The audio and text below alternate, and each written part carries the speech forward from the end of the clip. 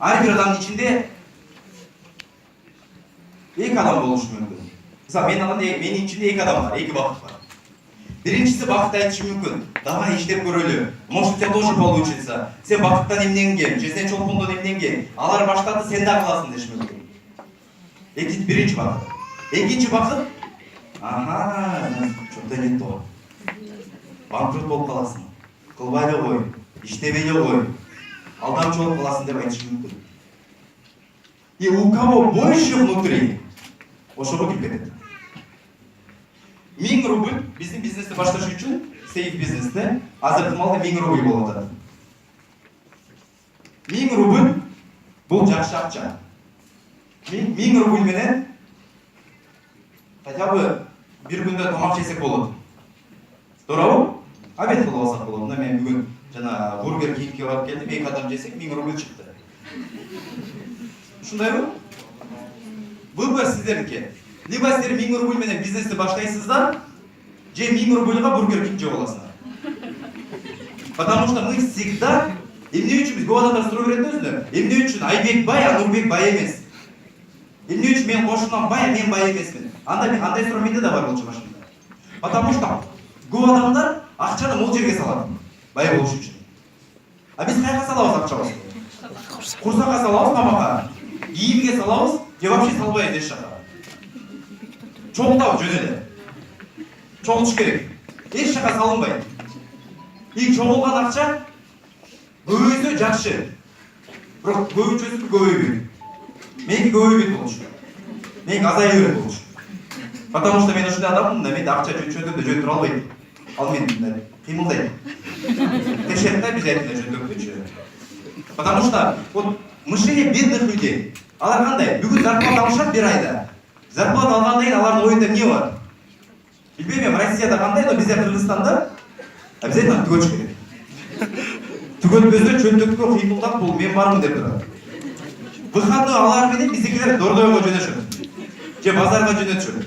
Акчасын коротуп келиш керек. Анан мен кичине акча алып калат, 2 айга чейин жашаган. Примерно ситуация ушундай. Ал эми ошол акчаны салып 1000 рубльде кантип 10 000 рубль кылыш керек? 10 000 рубльде кантип 100 000 рубль кылыш керек деген бизде оюбузда жок. Ошол үчүн биз бай эмеспиз. Потому что бедные люди, они зарабатывают, а богатые люди приумножают вот разницу нашу. Понимаете? Biz бардығымыз зарабатываем деньги, но мы не приумножаем. Почему? Потому что мы боимся куда-то вкладывать. Biz картинеге үйрөткөн. Эч жака салма, чогул. Мал ал, может быть, макулы. Эчикке берме, карызга берме, өзүнүн өзү болуш керек. И бай адамдар вообще алар жаман адамдар. Бай адамдар алар жумоттур. Барбы ушундай да? Мен ушундай үйдөн көргөм, мен почему-то ойлогом байлар болот, жаман экен деген ой менен чоңоюп турмун. Потому что атам всегда келип мага айтчу. Тиги тууганыңа барып келип сурасам акча бербей койду. Бул тууганыңа барып келип сурасам акча бербей койду. Ушундай үйү бар, ушундай машинасы бар, берип койсом эмне болмок эле деп. Мен болсом мен берип коймокмун деп. Вот ошол үчүн атам бай болбой жүрөт да. Потому что болсо берип коймок элем бар. А когда мы сами зарабатываем за собственный труд менен, бергибиз келбейт. Силер берип бергиле акчаңарды. Бергибиз келбейт, потому что наш пот, наш труд. Богатыйлардан ошол эле нерсе.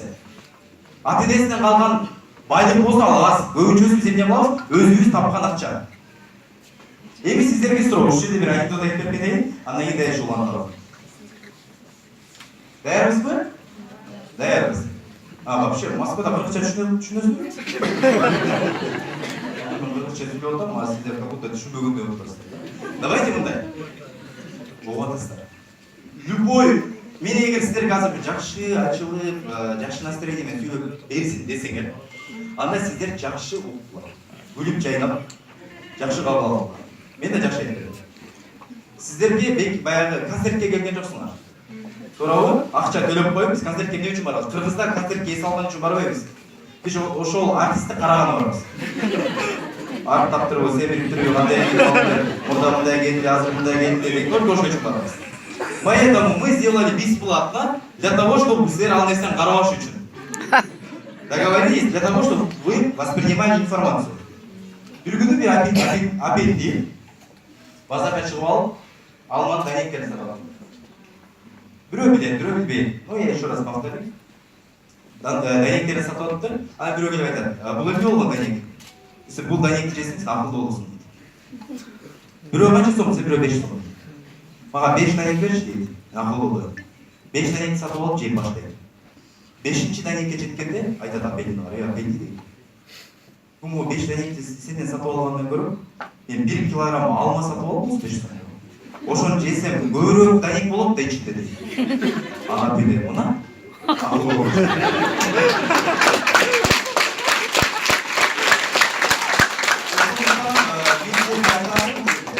Сіздерге азыркы маалда ушу жерге компанияга не важно, сейфке үй же сейфке эмес, арифлеймге үй баргабы? Не важно какая сумма. 1000 рубль салсаңар, же 10 000 рубль салсаңар, же 100 000 рубль салсаңар, силердин башыңарда бир ой пайда болот, ошону не кылыш керек? Чыгарыш керек. Иштетиш керек деп ой пайда болот. Ошол үчүн биз иштейбиз. Ошол нерсени нужно разумно кылышыбыз керек да. Мисалы менин командамда азыркы маалда 50 000 киши бар. Сейфте. Биздин командада 50 000 киши бар. Мен өзүм жабылып, шампуньду бир айда сата албаймын. Максуздар ошол нерсеге. Бирок менин 50 000 адамым ар бир өзү колдонуу үчүн бирден шампунь алса, результат ошол эле. Сетевой маркетинг принципи ушул. Чем иметь 100% от своего труда, лучше иметь по 1% от 100 человек. Вот сетевой жакшы жери. Ошондуктан бул жерде биз команда менен иш кылабыз. Команда жардамы менен көтөрүлөбүз. Эгерде мен сейф бизнесте жалгыз иштесем, бүгүн мындай деңгээлге жетпей болчумун. Эмне үчүн сейф бизнес жакшы өзгөрүп өнүгүп атат? Анткени менде команда бар. Биздин кыргыздар колдоп атат. Команда колдоп атат. И самое главное, биз акчаны курсага эмес, кийимге эмес, бизнеске салып атабыз. Ойлонуңуздарчы, 1000 рубль боюнча вопрос кайра эле. 1000 рубль чөндүккөндө түшүп калган бир күнү. 1000 рубль кече күнү КВНде жакшы айтты. Уурулар квартирада жоголуп кеткен. Билбейм. Туурабы? 1000 рубль где-то вы теряли. Ошо 1000 рубль бизнеске салып көрбөйсүңөрбү? Может, у вас получится этот бизнес. А если не получится, как будто метрода жоголуп алганда эле кетөбүз. И так же мы теряли. Хуже не будет от этого, что будем работать или нет. Вопрос надо пробовать. Азыр мен силерге Астанага чыгып алып, мына менин колумда билбейм, алма бар, могу алма аябай таттуу экен, а могул жагы ачуурап экен, могул жагы таттуураак экен десем, вы не почувствуете вкус яблока, пока вы сами не попробуете. Мен силерге айткандан көрө бул алманы жеп көрчү дешим. Жеп көргөндөн айтасыңар, да. Она того стоит или не стоит? Ошондой нерсе бул компания. Биз силерге таң канча айтып беребиз, сейф сому деп. Силер ишенишиңер да мүмкүн, ишенбешиңер да мүмкүн. Же болбосо азыркы маалда бизде хейтерлерибиз көбөйүп кетти. Жакшы тил менен айтайынчы, Анжеликадан бизге үйрөнүп атабыз. Жакшы көргөн инсандарыбыздын бири. Бизде хейтерлер көбөйдү. Ой, сейф болбойт, сейфке кирсең болбойт, и пошло поехало. Болбогондорду болбойт. Не только сейфте эмес, жашоодо болбойт эч. Потому что болот турган нерсе бул сиздерден зависит. Мына болот десе, мына мен силерге айтайынчы. Мен велосипед тепкенди билбейм, ачык айтайын.